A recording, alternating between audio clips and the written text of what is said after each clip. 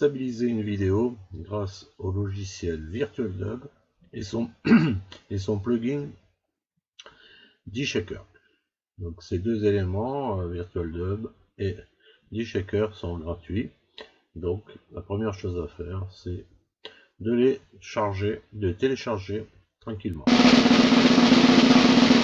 On va faire maintenant le téléchargement de VirtualDub et de son plugin. Pour cela, on se rend sur internet et on va sur le premier site pour télécharger VirtualDub. Alors il existe un VirtualDub en 32 bits et un en 64 bits. Donc je vais vous montrer comment télécharger le 32 bits. Donc c'est très simple, vous cliquez sur le lien Download, vous arrivez à l'étape suivante où il vous dit que ça va démarrer dans une seconde. Qu'est-ce que vous voulez faire? Alors soit vous ouvrez, moi je fais toujours comme ça, j'enregistre sur le bureau le fichier zip, et là ça télécharge, on le laisse faire, il a fini, il me demande d'ouvrir. Bon, on pourrait l'attaquer, mais pour les besoins du tuto, on le fera après. Ensuite, on va faire la même chose pour DShaker. Vous avez un 32 bits et un 64 bits. Moi, je vais télécharger le 32 bits. J'enregistre dessous. Tac, tac, le bureau. Et c'est parti. Voilà. Je vais fermer les onglets, comme ça, on va faire du ménage. Donc ici, on a nos deux fichiers zip. Donc la première chose qu'on va faire, on va s'occuper de VirtualDub. Alors ce sont VirtualDub, sont ce qu'on appelle des solutions portables. Il n'y a aucune installation à faire. En fait, vous ouvrez le fichier zip et vous extrayez ou vous copiez dans le dossier qui vous intéresse. Par exemple, je vais extraire ici sur mon bureau le fichier, tout ce qui est là-dedans de VirtualDub. Voilà.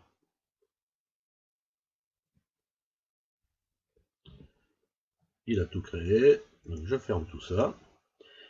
Donc VirtualDub, il est là, donc le dossier est là.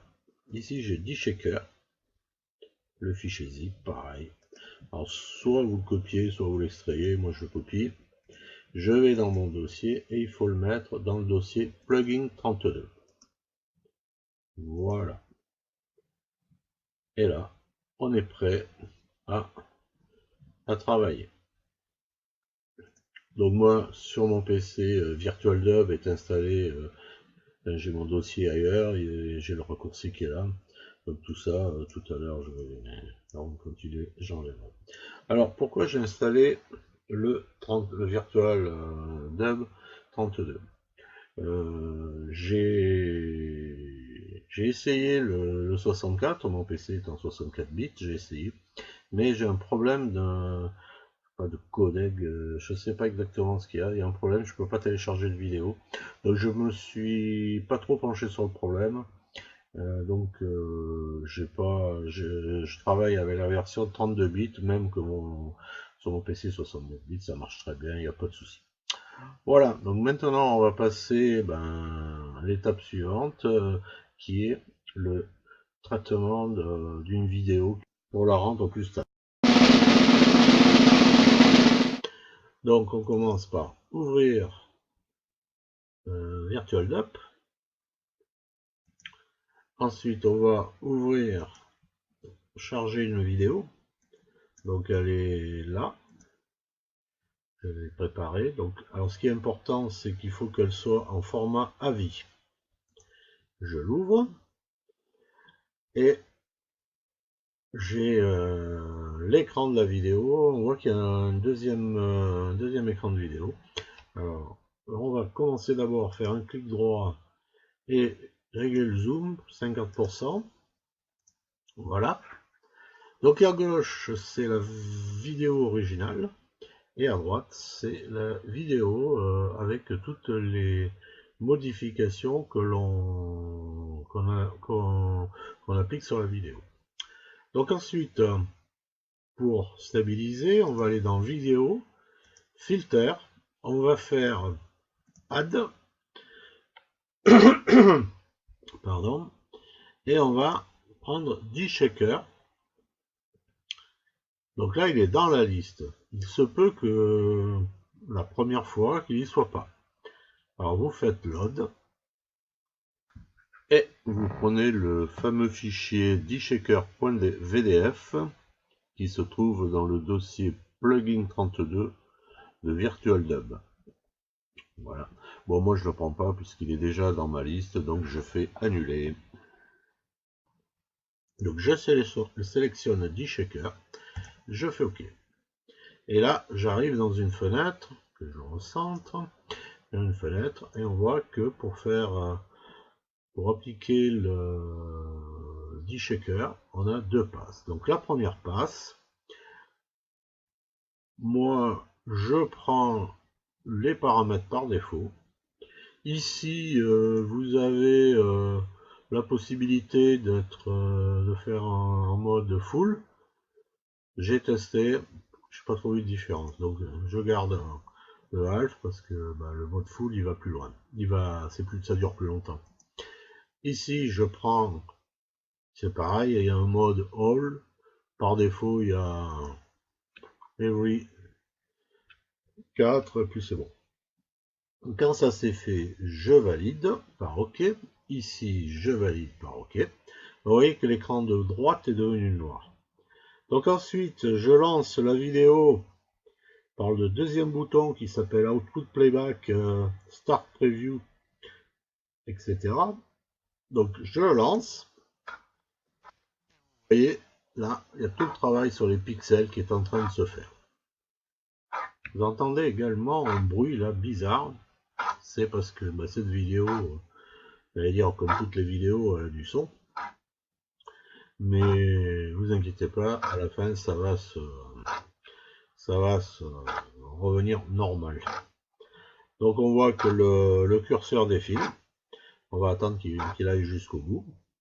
Alors le temps va dépendre de la longueur de la vidéo et puis aussi de la puissance du PC.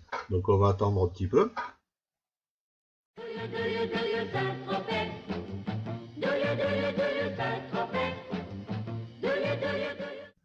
Voilà, le traitement est presque terminé. Je pense que vous avez reconnu, je ne sais pas si je l'avais dit, c'est le port Saint-Tropez et la vidéo était prise en marche.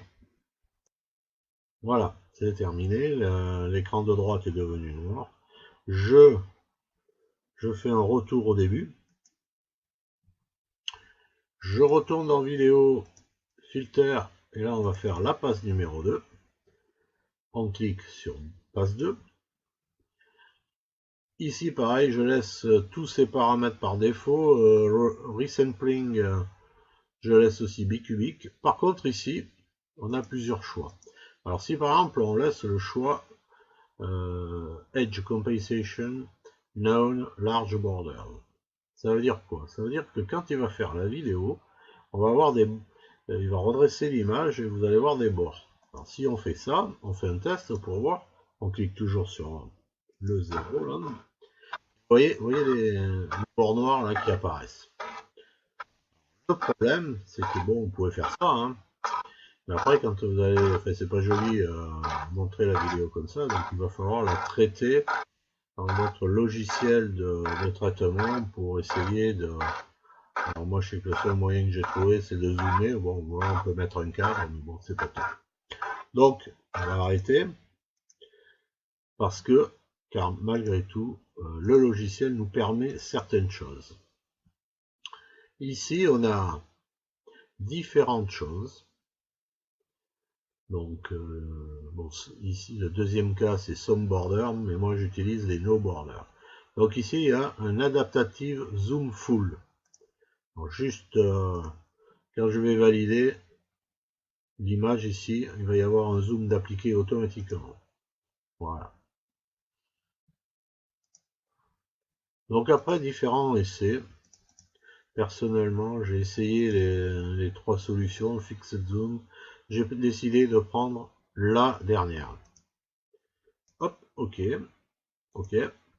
Donc il n'y a pas grand chose qui est fait. On peut visualiser et on voit qu'on n'a plus les bandes noires. Mais par contre, pour la deuxième passe, il est inutile de faire la visualisation complète pour appliquer les corrections. On peut directement sauver le fichier par File, Save as AVI. Et en sauvant le fichier, toutes les modifs seront appliquées. Voilà, j'appelle le fichier 2 et on va lui mettre voilà adaptative zoom. Voilà, on va rendre ça tranquillou.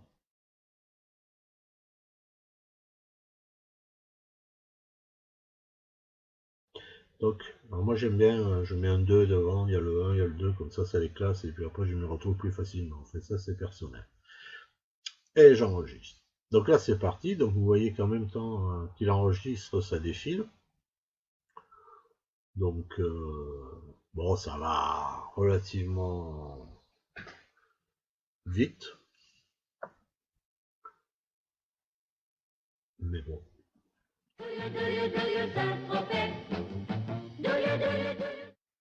Voilà, on approche de la fin.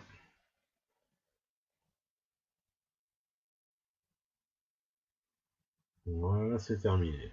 Donc à partir du moment où c'est terminé, on peut fermer VirtualDub. Mais juste avant, je vais vous montrer quelque chose, parce que chose que je n'ai pas fait, c'est au niveau de la taille du fichier.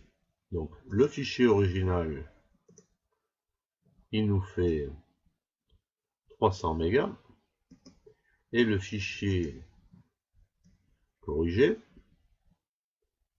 il en fait 684, pratiquement le double. Donc automatiquement, dès que vous aurez un fichier qui fait 700, 800, voire 1 giga, vous allez vous trouver avec des gros fichiers. Voilà. En fait, il y a une chose que je n'ai pas faite et que je vais vous montrer, c'est pour compresser la vidéo au moment où on la sauve. Donc toujours dans le menu vidéo, donc on se met en full processing mode si c'est pas le cas, on vient en compression, et selon, vous voyez, selon les codecs dont on dispose, vous avez la liste. Et là, on était en non compressé. Donc moi j'ai mis faire un essai, j'ai mis GoPro Cineform, je valide, et je recommence le processus de sauvegarde, donc avec File Save as AVI.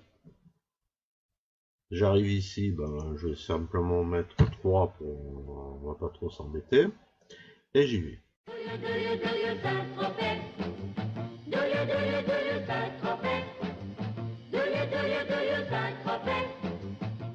Voilà, on va arriver avec cette compression de GoPro. Bien sûr, vous utilisez ce que vous avez, faites plusieurs essais pour avoir un fichier qui soit pas trop gros. Donc là, j'ai fait plusieurs essais, celui-là, c'est vraiment le fichier qui me fait le plus petit.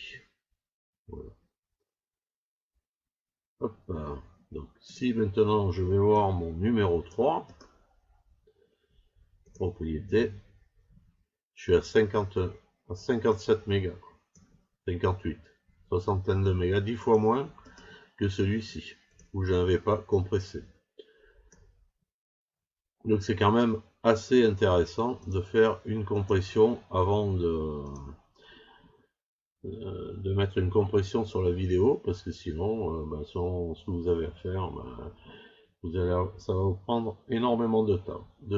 Donc voilà, maintenant on peut fermer VirtualDub et procéder